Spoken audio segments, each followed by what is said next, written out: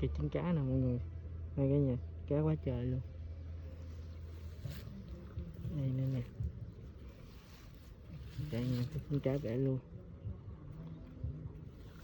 cá quá trời chín luôn, đó cả nhà.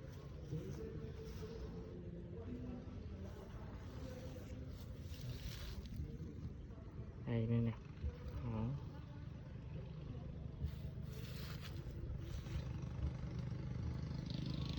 Trời ơi.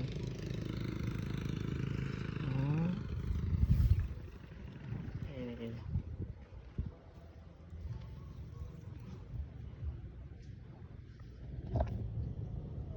Đây nè.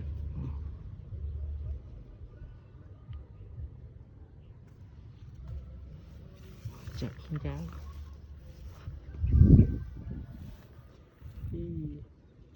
Trên đây nữa này cả nhà.